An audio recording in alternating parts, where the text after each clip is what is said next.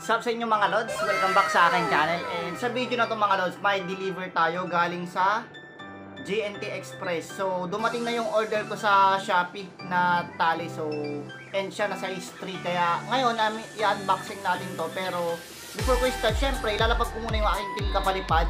Ayan, subscribe kayo. So ayan, start na natin. Buksan tong in-order ko mga lods kung maganda ba siya. Okay, let's go.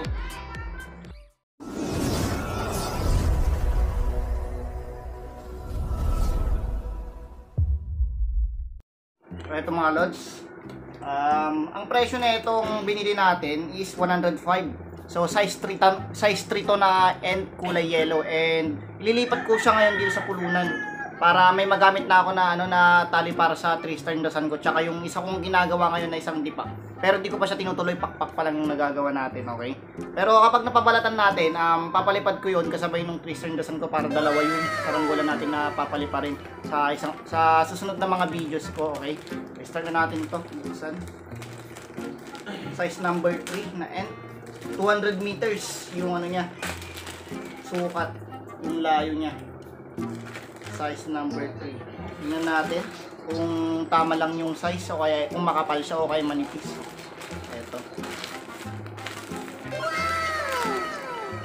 Ito siya mga lods. Alam nyo, medyo nadidisappoint ako sa ngayon dahil hindi ko yung expectation ko nakapal nitong tali. Parang hindi tumugma. Okay? Kasi may number 3 ako na na kulay green. So pakita ko sa inyo kung yung pinagkaiba nila, yung kapal.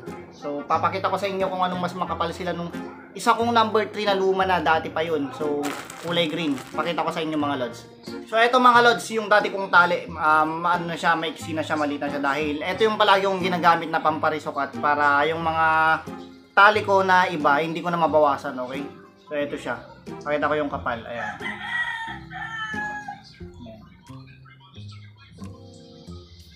Kita ba? Ayan. So medyo mas makapal to ng konti kung ikukumpara dito. So buksan ko na to sa plastic niya. Nabili ko tong end na to sa amin sa bayan. Bili ko dito 150. So 200 meters to dati. Okay? Tapos same din dito, size number 2 din na 200 meters.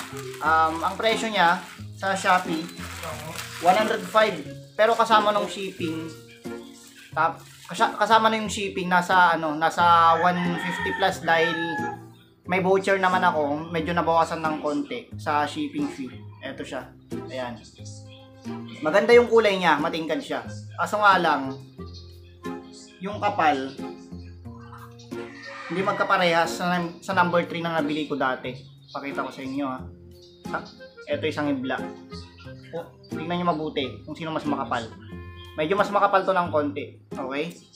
Pero okay na siguro to na tali natin.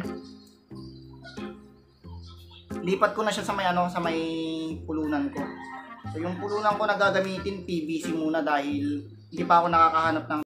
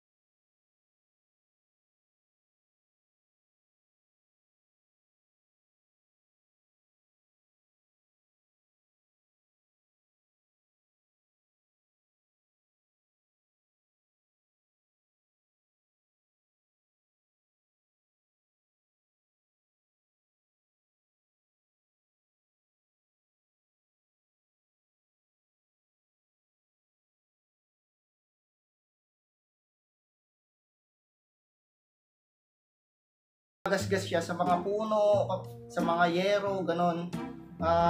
Nagkakaroon siya ng damage. So, yun yung cost kapag minsan. Kaya nalalagot yung mga guryon ko. Laging palagi siyang nakakawala. Kaya nagpalit ako ng tali nun. Pero maganda yung yung nylon. Maganda siya pang matibay din naman, kaso nga lang pag nagka-damage na talaga okay kapag nabasa na, marupok na. Maganda yun sa sa pang-ekwasan talaga. Mas matalas yun sa tansi tsaka sa end.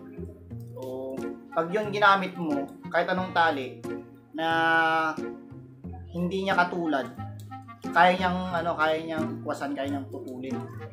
So, yun yung gamit namin dati para kasi ang usapang saranggola sa amin dati. Sa dami ng nagpapalipad, nag-iikwasan sila. Yung mga nakakawala o yung mga nalalagot, hinahabol kapag sino yung unang nakakuha, sa kanya na yung saranggola.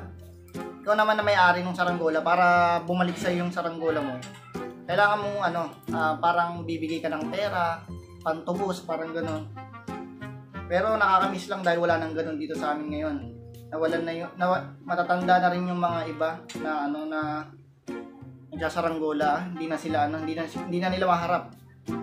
Kaya mga ilang taon din na nawala yung saranggola, umuso lang ulit nung lockdown dito sa amin dahil sa akin din ulit nagsimula. Nagpalipad ako ng simpleng saranggola lang, yung sapi-sapi.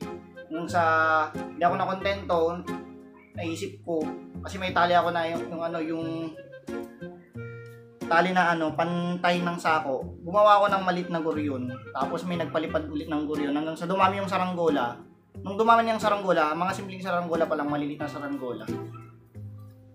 Naisipan ko na gumawa ng mas malaki. Problema ko dati, since hindi pwede lumabas, wala rin mga Shopee ganun. Yung problema ko dati tali. Kaya ang ginamit kong tali para magkaroon ako para makapagpalipad ako ng medyo mas malaking guryon, yung panay ng sako na tali ko, dinoble ko. So hanggang sa medyo tumagal ng 1 linggo, pwede nang lumabas. Nagpabili na lang ako sa bayan ng tali na tansi. Yun na, nagsimula na, dami na nagsaranggola ulit dito sa amin. So, nakakamiss nga nung lockdown kasi halos mapuno yung yung paliparan sa amin. Dami nagpapalipad. Eto, makapal-kapal na siya mga lods.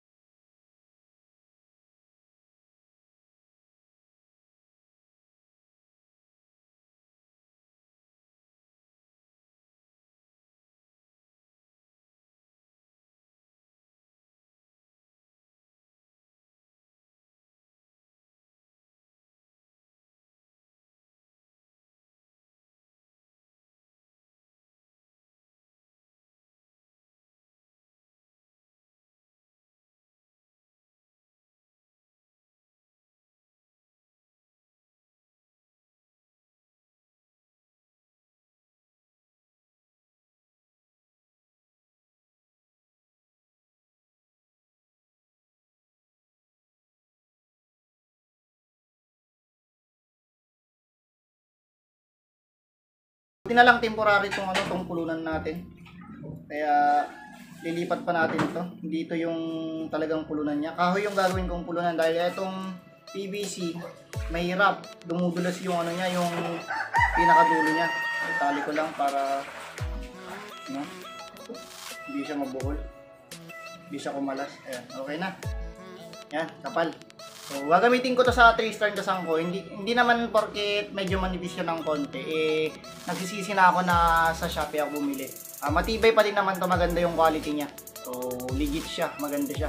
Yun nga lang, hindi siya talaga kasing kapal ng number 3 na kulay green. Kaya, kung kayo bibili kayo ng end na tali, ang bilhin nyo na, kung size 3 yung pipiliin nyo, bili kayo ng kulay green. Kasi medyo mas makapal yung kulay green sa tingin ko, okay? So, hanggang dito lang muna yung video mga lods. Sa mga bago pa lamang sa channel ko, huwag nyo kakalimutan mag-subscribe at i-click ang notification bell para always kayong updated every time na may upload ako na video, okay? So, see you in my next vlog mga lods. God bless.